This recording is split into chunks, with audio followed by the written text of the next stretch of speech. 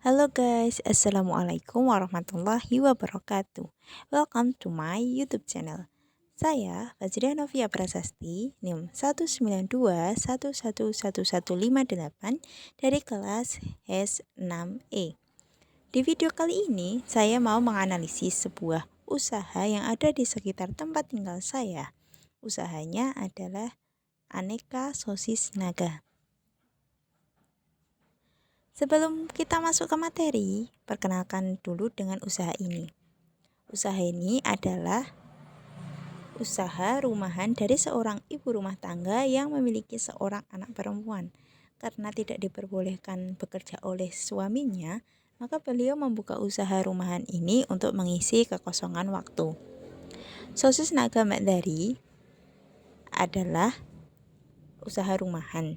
Beliau membuka usaha ini sekitar tahun 2018 lalu. Seperti namanya, pemilik usaha ini bernama Sundari atau lebih dikenal dengan Mbak Ndari. Beliau berumur 32 tahun. Beliau menjual berbagai jenis sosis naga seperti fishball, fish roll, nugget, sosis, dan lain-lain. Itulah sedikit pengenalan singkat tentang usaha Mbak Ndari ini. Nah, sebelum kita masuk ke analisis STP pada usaha sosis naga Mbak Dari ini, saya akan sedikit memberikan gambaran tentang apa sih itu STP. STP atau Segmentation Targeting Positioning adalah salah satu pendekatan atau model yang digunakan untuk mengembangkan pesan dan strategis pemasaran yang sesuai pada segmentasi target audiens tertentu.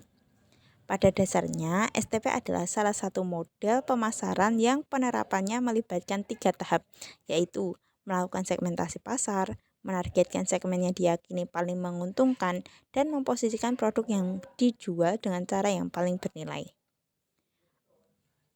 Fokus utama dalam model pemasaran STP ini adalah pada pendekatan audiens, bukan produk.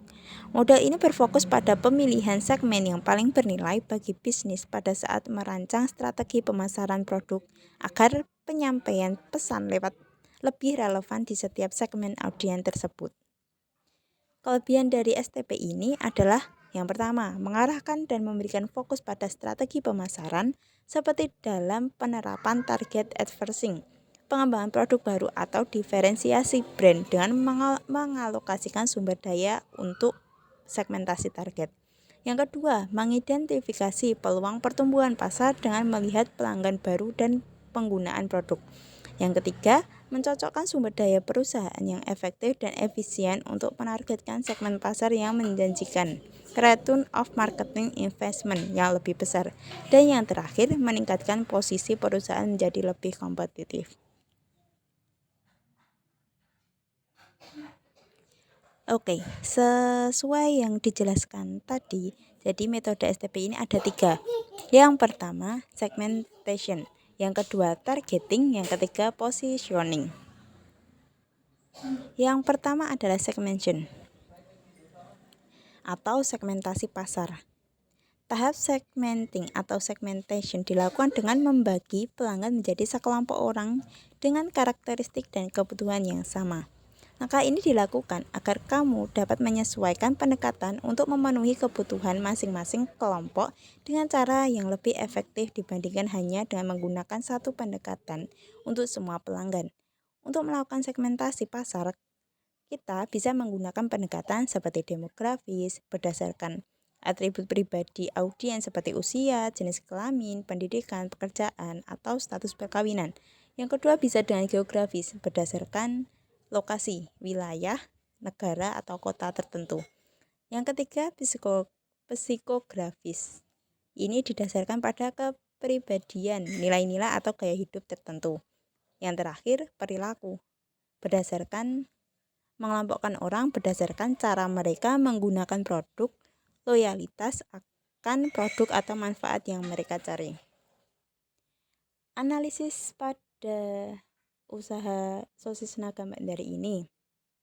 Segmentingnya yang pertama perilaku dan sikap.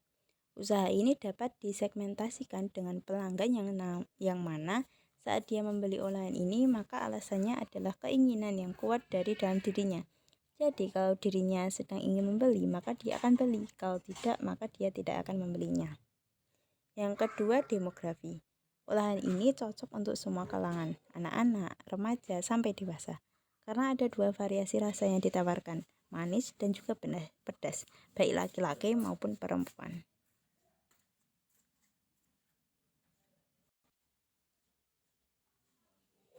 Yang ketiga, geografi. Olahan ini dipasarkan di lingkungan sekitar rumahnya, yaitu pedesaan. Jadi pembeli kebanyakan adalah warga sekitar saja. Yang keempat, psikografi. Pemilik usaha ini melihat dan mengikuti gaya hidup masyarakat sekitar atau pelanggannya yang suka makan atau olahan berbau pedas, apalagi para remaja yang sekarang ini sedang. Modal yang kedua yaitu targeting atau menentukan target atau sasaran. Tahap kedua ini dalam model STP adalah menentukan segmen mana yang akan menjadi target pemasarannya.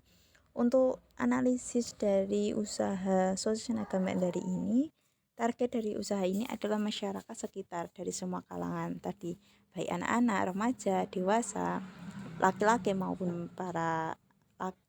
maupun perempuan, yang apalagi para remaja yang doyan olahan pedas. Namun terkadang tidak sedikit ada pelanggan yang datang dari desa tetangga yang datang untuk membeli olahan ini.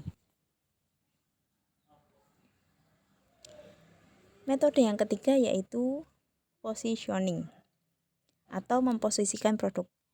Tahapan positioning dapat diartikan menentukan bagaimana produk atau brand kamu direpresentasikan dalam benak pelanggan potensial. Tujuannya tentu agar produk atau brand kamu ini dilihat lebih unggul dari kompetitor. Dalam usaha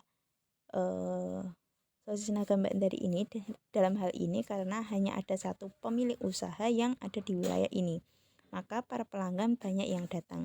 Selain itu, untuk menarik minat pembeli, pemilik usaha menawarkan beberapa bonus seperti beli 10 gratis 2 tusuk atau ada kupon di setiap pembeliannya. Dan yang lebih memikat lagi, pemilik usaha menggunakan sistem antar. Jadi, pembeli tak perlu repot-repot datang dan menunggu. Pembeli tinggal chat lewat WhatsApp dan tinggal menunggu pesanannya diantar sampai di depan rumahnya. Itu tadi analisis STP dari usaha sosis naga Mbak Endari, dan berikut saya lampirkan beberapa foto dari usaha tersebut.